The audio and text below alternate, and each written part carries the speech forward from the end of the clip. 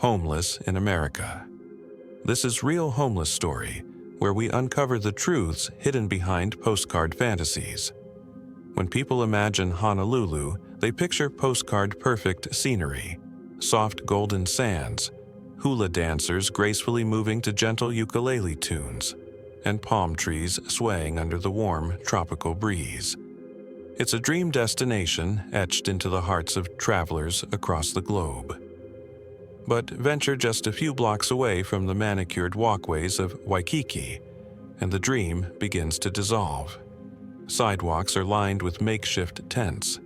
Shopping carts overflow with personal belongings. People sleep on concrete benches, their faces hardened not just by the sun, but by years of hardship. The crashing waves fade beneath the quiet suffering of those for whom this paradise has become a prison. This is the side of Honolulu the travel brochures won't show you, where beauty and pain collide in a crisis that calls into question the very idea of paradise. Here at Real Homeless Story, we dig beneath the surface. Today, we expose the reality behind one of the world's most breathtaking cities, where homelessness has carved itself into the landscape. Behind the glossy tourism ads lies a humanitarian emergency shaped by broken systems, human resilience, and society's uneasy conscience. Honolulu's hidden crisis. In 2024, Hawaii reported a staggering 6,389 people living without homes across the islands. Of that number, around 70%, a total of 4,494 individuals, were concentrated on the island of Oahu, where Honolulu stands. That's a 12% rise from the year before, according to the point-in-time count conducted by Partners in Care and supported by the U.S. Department of Housing and Urban Development.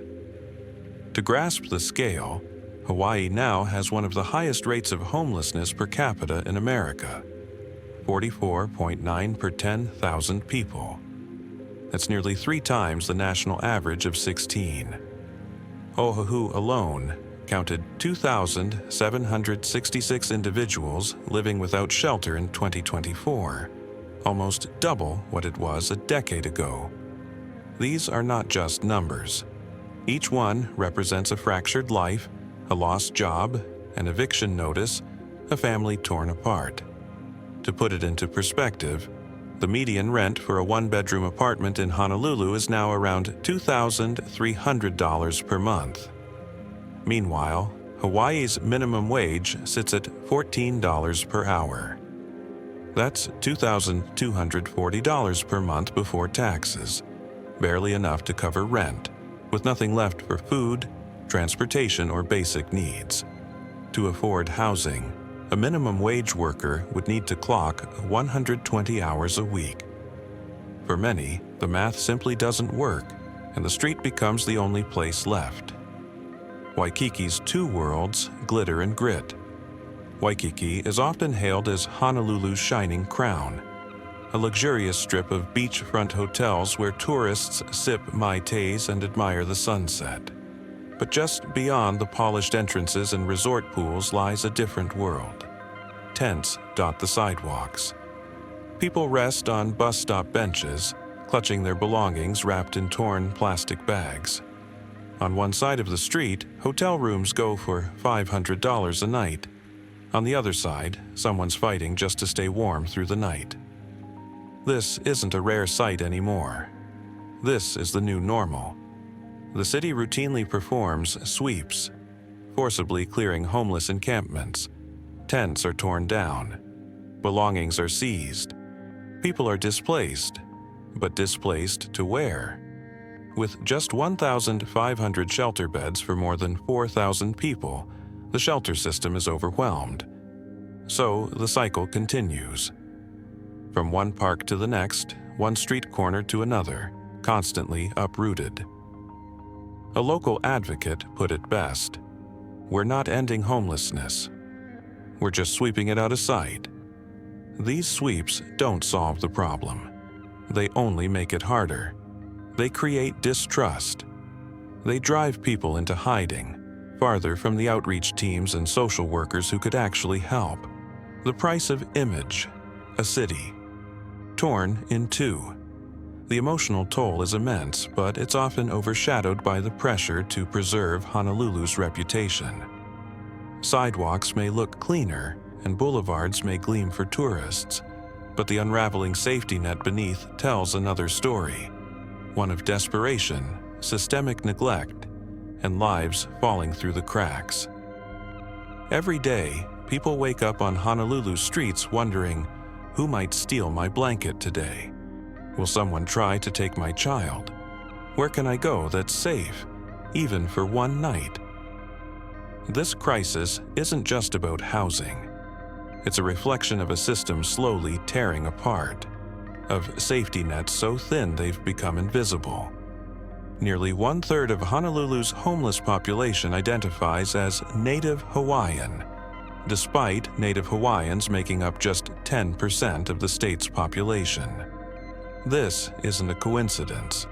It's the legacy of centuries of displacement, economic injustice, and colonial trauma that continues to shape present-day policies and outcomes. Healthcare crisis, a waiting list to survive. Healthcare offers no refuge either. More than 60% of people without housing are dealing with mental health issues, substance dependency, or both. Yet help is scarce. Detox centers are maxed out. Psychiatric clinics operate with endless waiting lists, months long, sometimes even years.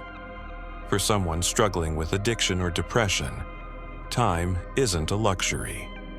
It's life or death. And when they finally ask for help, they're told to wait. Night after night, facilities turn people away. Beds are claimed within hours. Women and children, many fleeing abusive homes, are often left with nowhere to go. Can you imagine escaping domestic violence only to hear there's no room, no safety, no place left? The ripple effect, how everyone pays the price. Homelessness is not an isolated issue. It ripples through every layer of society. And the longer we treat it as someone else's burden, the deeper those ripples become. Police are now expected to double as social workers, handling everything from wellness checks to encampment removal. But law enforcement isn't built for social care, and when badges and batons become the primary response to a housing crisis, we're not addressing the cause, we're just shifting the chaos. Even schools feel the impact.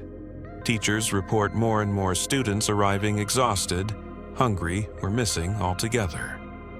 Some children sleep in cars or bounce from shelters to motels, losing not just rest, but any sense of routine or security. How can a child memorize multiplication tables when they don't even know where they'll lay their head tonight? This is the real Honolulu. The truth is, this is no longer a crisis in the shadows. It's a crisis in plain sight.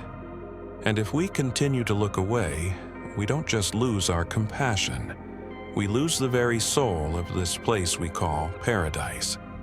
This is the real Honolulu, not just palm trees and ocean waves, but people, displaced, overlooked, and fighting to survive in a city built on the illusion of escape. At Real Homeless Story, we bring you the stories others won't. Not to shock you, but to remind you that every postcard has a backside, often left unread. If this story moved you, share it. Comment below to tell us what city we should cover next. And don't forget to subscribe, because the truth doesn't sleep.